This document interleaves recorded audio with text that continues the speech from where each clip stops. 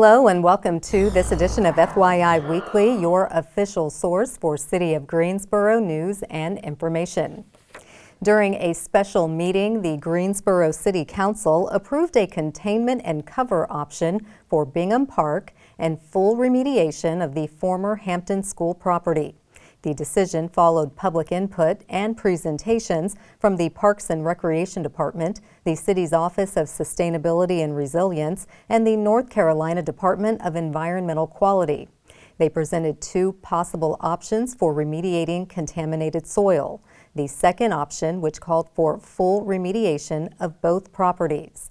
A containment and cover system will lock in contaminated soil at the park, while the stream bank will be fully restored. All waste material at the Hampton School site will be removed and taken to a properly permitted and lined municipal solid waste landfill. The approved resolution confirms the city will not use White Street landfill for this purpose. Following remediation, a nature trail will be built at Bingham Park, while a neighborhood park will be placed on a portion of the Hampton School property. The cost for this remediation option is estimated at $12 million. The city will authorize the allocation of $10 million of the funds received for remediation from State House Bill 259 to support this project. Another $8 million is from the North Carolina Department of Environmental Quality and a federal appropriations bill. City Manager Nathaniel Trey Davis has appointed Andrea Harrell as Assistant City Manager. Harrell has served as the Senior Assistant City Attorney since December 2021. She will assume her new role on October 30th. As Assistant City Manager, Harrell will oversee the Greensboro Police Department, Guilford Metro 911, Office of Community Safety, and the Greensboro Fire Department.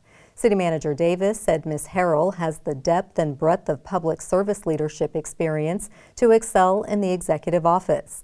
Andrea's legal background and community connections positions her to bring a unique approach to managing our public safety departments. Harrell has been with the city since July 2016 and previously served as Assistant City Attorney until 2021. She began her career in 2007 at Burton & Sue LLP in Greensboro as a law clerk prior to becoming an attorney at the firm in 2009. Harrell said, "I am looking forward to joining the city manager's executive team and serving the city in this new capacity. Working alongside the visionary leaders of the public safety teams will present opportunities to continue our efforts to make Greensboro safe for our residents, visitors, and business community." Harrell has been instrumental in several key City of Greensboro initiatives such as business strategy, legislative matters, coordination of large-scale land use transactions, and employment-related matters including workers' compensation. In anticipation of a high voter turnout for the 2024 general elections, Greensboro Public Library and Parks and Recreation will suspend regular operations and scheduled programming and activities at facilities serving as a polling location on Tuesday, November 5th. Suspending programs at these sites will assist with ensuring public safety, appropriate crowd control, and on-site logistics support and coordination with the Board of Elections. The following facilities will be closed on Tuesday, November 5th, resuming regular programming and operations on Wednesday, November 6th. Recreation Centers Brown, Kraft, Glenwood, Lewis, Lindley, Peeler, and Warnersville. The following libraries are impacted: Glen McNary and Hemp Hill. The Greensboro Farmers Curb Market and Smith Active Adult Center will also suspend operations. The public will be notified and the city website and appropriate media channels will be updated. Programs and/or activities scheduled on Election Day will either be moved to a different location or rescheduled. All other recreation and library locations not designated as a polling site will be open as usual on Election Day. Cone Health has partnered with the city to share a series of brief and informative videos designed to inspire you to make better choices when it comes to healthy living. Following these tips is an easy way to help each of us improve our quality of life. Let's take a moment to check out today's News for Your Health.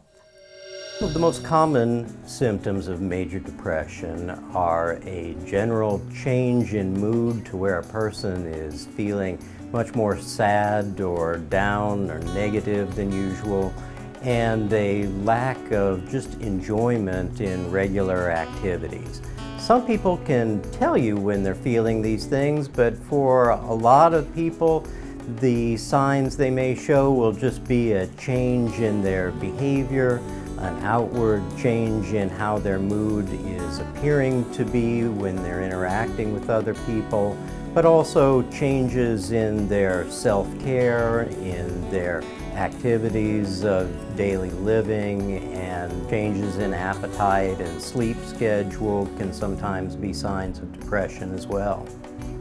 It's a good idea usually to start a conversation with the person about how they're feeling. Asking them straight out if they're depressed may not get the best response, but just starting a dialogue with someone about how they're feeling and how they feel like life is going for them will usually lead someone to open up and discuss their feelings.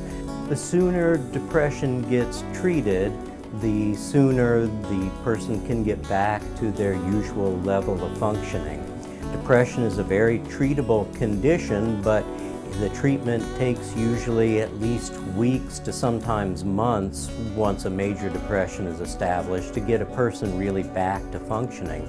During that time, a depressed person can lose gains that they've made in their interpersonal relationships, in their work progress, and in their school progress and other areas of their life. The sooner you can get them back to functioning well, the less loss they're going to have and the better they'll be able to pick up with their usual life. The first step in treatment is to get a good assessment, to spend the time really talking to the person and getting an idea about what their baseline level of functioning is and how much of a change they're having and what symptoms they are having so you can come to a good diagnosis. Depression can be treated in a variety of ways. For many people who are having mild to moderate depression, psychotherapy itself can be a very effective treatment. Regular therapy sessions, especially with what we call cognitive behavioral therapy, can produce a great deal of improvement over a few weeks. Another form of treatment that is often used is medication. There are a lot of antidepressant medications on the market now. They all are effective, but they certainly aren't all exactly the same. Talking with someone and getting a full medical history is usually important to making a selection of what kind of medication might be most helpful for them. And then staying connected with the patient for treatment is very important because depression isn't something that can be treated with a single visit or in a short period of time. It usually requires many visits over weeks to months to really see an improvement and make sure that improvement is sustained. If you know that something is coming up in your life that may be extra stressful, staying on a stable sleep schedule is very important to mood stability. A lot of people with depression will suffer big changes in their sleep cycle. If you can just try and make sure you're getting regular rest and not getting overly exhausted, that can help to prevent it. Regular exercise can be an important factor in helping people to prevent depression and sometimes can play a part in treating depression once it starts. Making sure that use of alcohol is not getting to be excessive and is not starting to affect a person's mood also is a good step to making sure that depression doesn't get worse. The worst case outcome of depression is suicide, and it's something that we have to be very careful to screen people for when we're concerned about changes in their mood. A lot of people will go with feelings like that and not feel comfortable talking to family or healthcare providers about it until it's too late. So If you think that someone has had a change in their mood or is getting depressed, it's a good idea to ask about it and to make sure that that is getting addressed, because if it's not, it can be something that once it gets to that point, it's obviously too late, and if you can try and treat the depression or at least address those thoughts earlier, you're much safer. Even though treatment of mental health conditions is much more common than it was even a few years ago, for a lot of people there's still a stigma associated with getting treatment for depression and other mental health conditions. It's a big problem because it prevents people from coming in to get treatment when they might really benefit from seeing a therapist or a doctor. It's important to try to make it clear to people that these are normal conditions, emotional problems are a normal part of life, and that these are very treatable conditions, not something that anyone should be made to feel ashamed of or needs to cover up, but rather something that once openly discussed can usually be treated. More than 19 million people in the United States suffer from depression every year. It's a treatable condition, and I hope this has been helpful in providing some education. For more education and more information, please go to conehealth.com/behavioral health. I'm Dr. John Claypax. Thank you. Researching maps and other apps for the city of Greensboro just got a little easier, and we'll tell you about the latest lane closures on some popular roads. We'll have those stories and more news coming up after the break. Stay with us.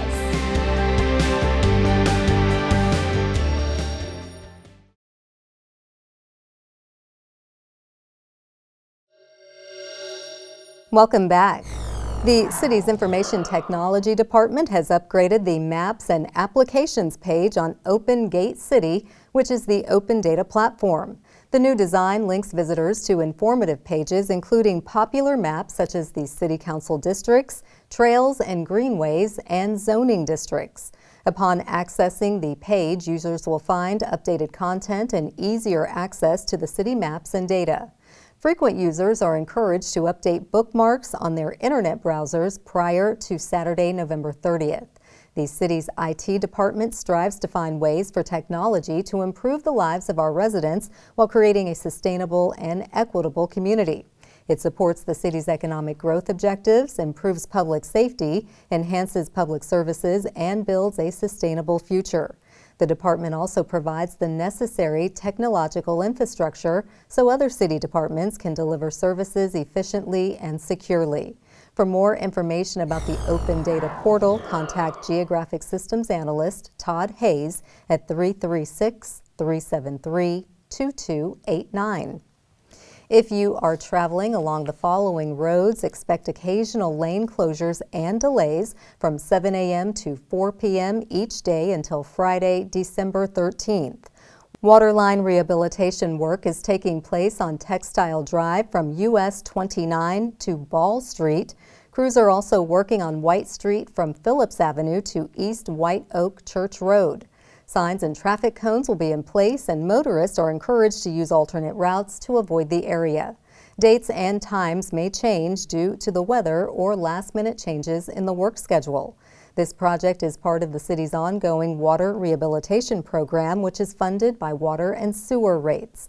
For more information about the project, contact the city's contractor, Mainlining America, at 336-825-0637. If you experience a water or sewer emergency, including water main breaks and sewer backups, or changes in the taste, odor, and color of your drinking water, call the Water Resources 24-hour dispatch line at 336-373-2033. To receive email notifications about upcoming work on city streets or to learn more about lane and road closures, visit the city's website. Fall is in the air, and the colorful array of leaves are beginning to blanket the ground. Be sure to follow the city's new yard waste collection rules. Use the 95-gallon gray cart to collect your yard waste and leaves. Additional leaves can be collected in paper yard waste bags. Bundle branches and sticks with natural twine. Up to 10 bags or bundles will be collected from the curb each week throughout the year. From November to February, crews will collect up to 15 paper bags or bundles of yard waste from the curb. You can also leave the leaves on the ground. Leaves provide habitats for many different species. Last but not least, you can compost or mulch your leaves. Call the Contact Center to purchase an additional 95-gallon gray cart for $65. Avoid placing leaves on the curb, right-of-way, or in the street. Burning yard waste, including leaves, is not permitted within Greensboro city limits. This includes the use of fire pits. Download the GSO Collects app to receive a personalized collection schedule so you never miss your collection day. For more information, visit the city's website. The City of Greensboro strives to be an employer of choice, which means investing in employee recruitment and retention. Coming up after the break, learn how employees are encouraged to sharpen their skills. Stay with us.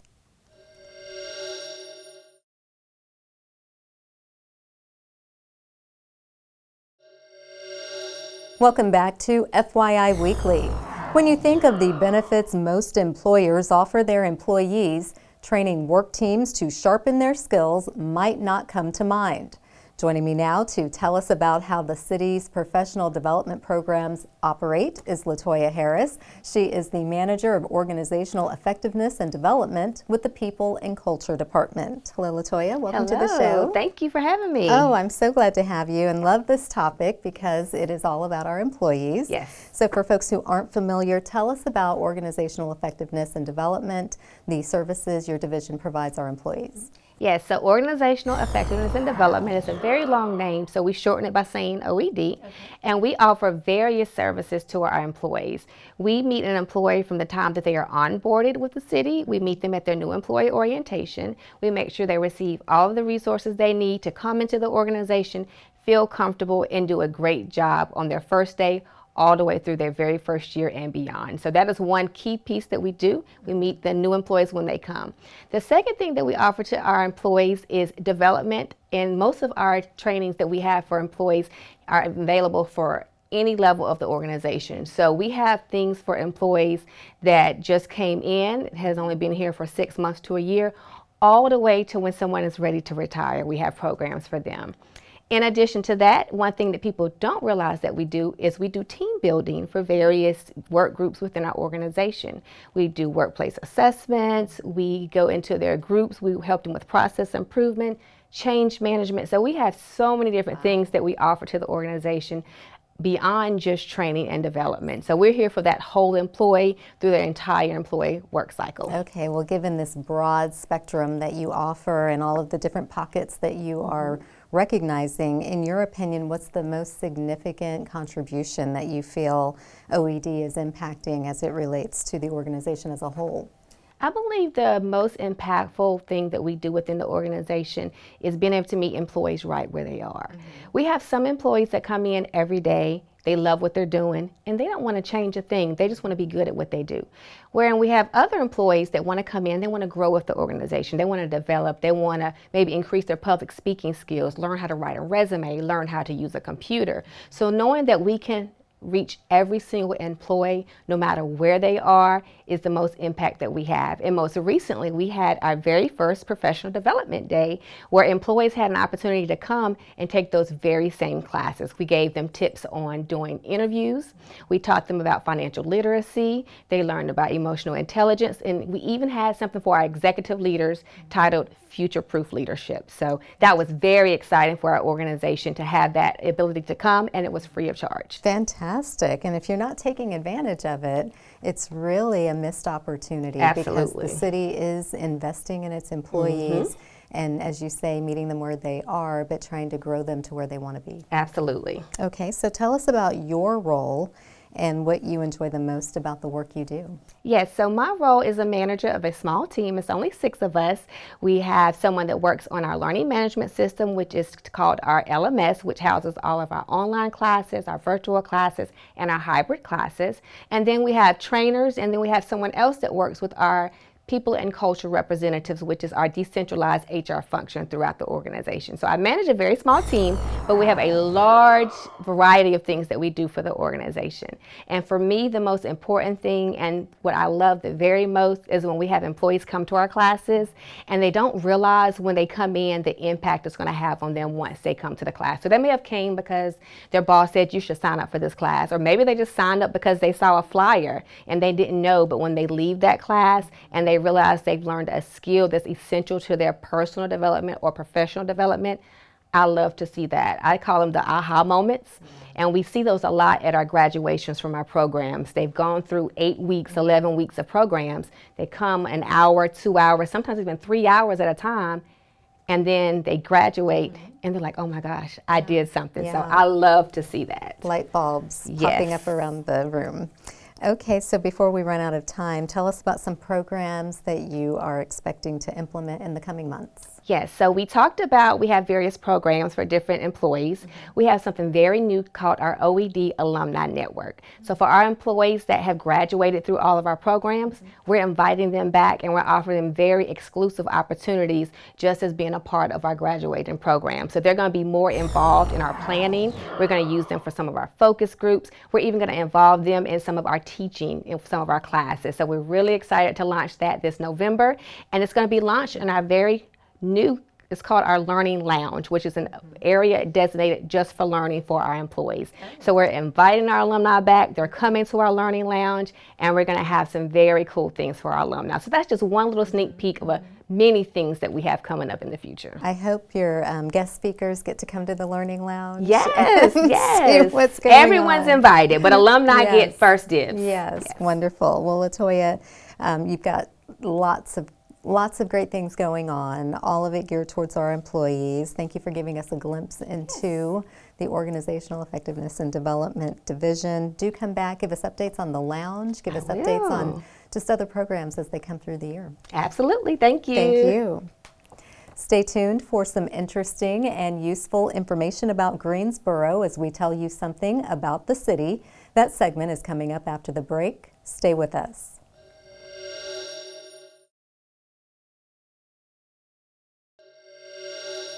Welcome back to FYI Weekly.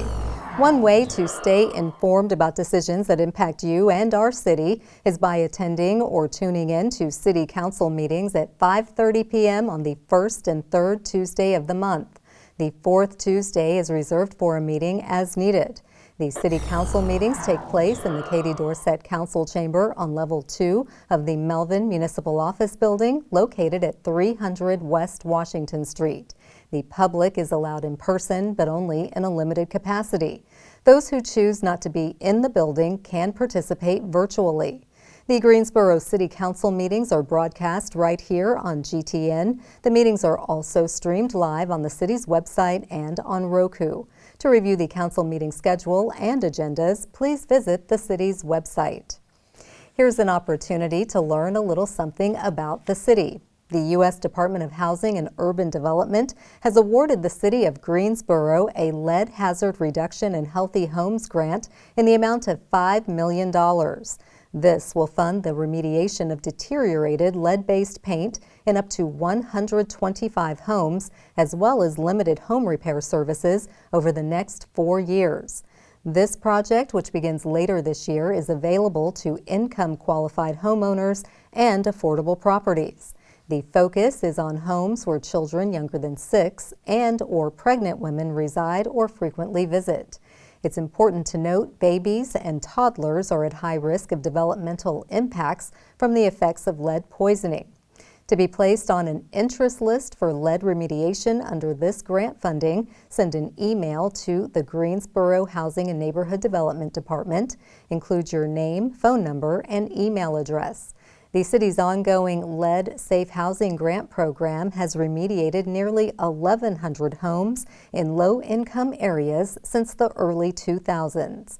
This initiative has eliminated critical health hazards that disproportionately impact Black and brown families in our community. For more information about the Lead Safe Greensboro program, visit the city's website. Coming up after the break, we'll showcase our department spotlight. But first, prepare to mark your calendars for the places to go and things to do on the town. I'm Dave, and here are some special events happening this week on the town. The African American Atelier in the Greensboro Cultural Center hosts the Snow Queen Noir, November 1st through January 8th. This exhibition by artist Valentina brings a beloved fairy tale to life in a new way. A free public reception runs from 6 to 9 p.m. November 1st. Learn more online at africanamericanatelier.org. Olympic champion Simone Biles headlines a star-studded group of gymnasts performing in the Gold Over America Tour, November 1st at the First Horizon Coliseum. Don't miss this exhilarating athleticism and high-energy choreography with an inspirational message of hope and determination. Get tickets at gsocomplex.com. Author and humorist David Sedaris visits the Tanger Center November 1st with a selection of new readings and recollections, plus a question and answer session. Don't miss this opportunity to hear and laugh with one of America's preeminent humor writers.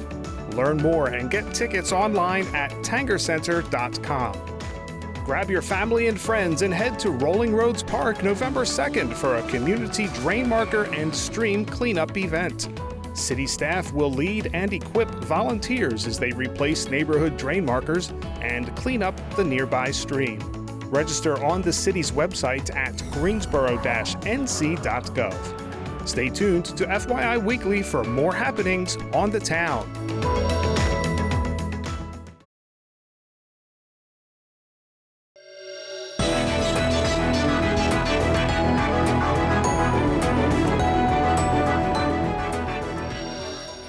Welcome back.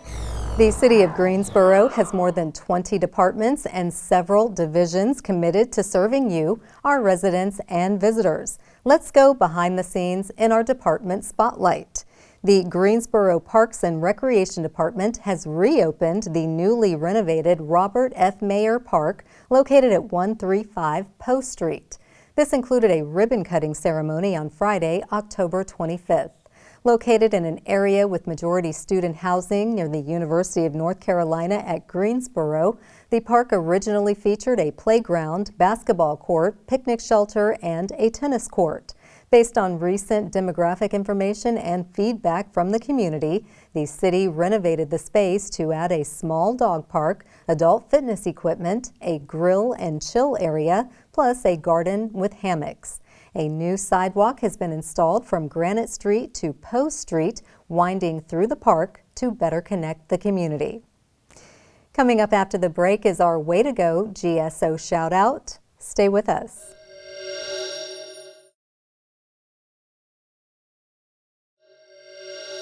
As we draw to a close, we always want to end on a positive note with our Way to Go GSO shout out. This week's shout out goes to the City of Greensboro. Governor Roy Cooper designated the week of October 20th as Native Plants Week in North Carolina. This initiative highlights the importance of native plants in local ecosystems. The City of Greensboro adopted its new policy back in March to promote the use of native plants and the reduction of invasive plants. Native plants require less maintenance and provide essential habitats and food for wildlife, including birds and pollinators. Their use contributes to healthier ecosystems in both residential and urban areas. This is the ideal time to add native plants to your landscaping. That concludes this edition of FYI Weekly, but you can easily stay connected to the latest city news by linking to us on Facebook, Twitter, YouTube, and Instagram. Alexa users can subscribe to our 5-minute flash briefings, which airs on 90.1 FM, 100.7 FM, and 90.5 FM. Be sure to download both weekly podcasts, Talk City Greensboro and Talk City in Espanol. Plus, GTN is streaming on Roku. For all of us here at the City of Greensboro, thanks for watching, and we'll see you next time.